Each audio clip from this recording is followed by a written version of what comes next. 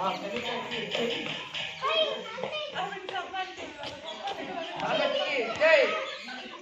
ಅಂದರೆ ನಾವು ಇವಾಗ ಸ್ವತಂತ್ರವಾಗಿ ಹೋರಾಟ ನಾವು ಇರಬೇಕಾದ್ರೆ, ಯಾಕಂದರೆ ನಾವು ಸ್ವತಂತ್ರವಾಗಿ ಇದ್ದೀವಿ ಇವಾಗ. ಯಾಕೆ ಇದ್ದೀವಿ ಅಂದರೆ ನಮಗೆ ಅನೇಕ ಮಹಾನ್ ವ್ಯಕ್ತಿಗಳು ಏನು ತಂದುಕೊಟ್ರು, ಸ್ವತಂತ್ರವನ್ನು ತಂದುಕೊಟ್ಟಿದ್ದಾರೆ. ಅದಕ್ಕೋಸ್ಕರ ಅನೇಕ ಉಪ್ಪಿನ ಸತ್ಯಾಗ್ರಹಗಳನ್ನು ಮಾಡ್ತಾರೆ. ಮಹಾತ್ಮ ಗಾಂಧಿ ದಂಡಿಗ ಸತ್ಯಾಗ್ರಹ ಮಾಡಿದ್ರು.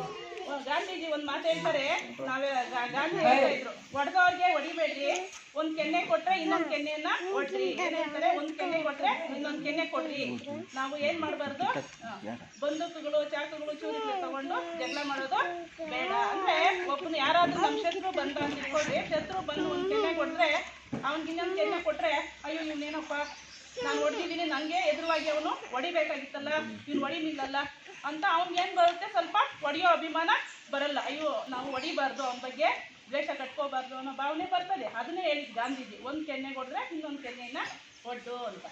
ಅದೇ ನಾವು ಒಂದು ಹೊಡೆಯೋ ಅವ್ನು ಇನ್ನೊಂದು ಹೊಡೆಯೋ, ಒಬ್ರಿಗೊಬ್ರು ಏನಾಗುತ್ತೆ, ಜಗಳ ಜಾಸ್ತಿ ಆಗುತ್ತೆ. ಆ ಜಗಳಕ್ಕೆ ನಾವು ಅನುವು ಮಾಡಿಕೊಡ್ಬಾರ್ದು ಅಂತ ಅವರು ಬ್ರಿಟಿಷರಿಗೋಸ್ಕರ ನಾವೇನು ಮಾಡಬಾರ್ದು, ಬಂದೂಕುಗಳಲ್ಲೆಲ್ಲ ಹೊಡೆಯೋದು, ಸಾಯಿಸೋದು ಬೇಡ ಅಂತ ಹೇಳಿ ಅವರು ನಾವು ಅಹಿಂಸೆ ಸತ್ಯಾಗ್ರಹವನ್ನು ಮಾಡಿ ನಾವು ಸ್ವತಂತ್ರವನ್ನು ತರಬೇಕು.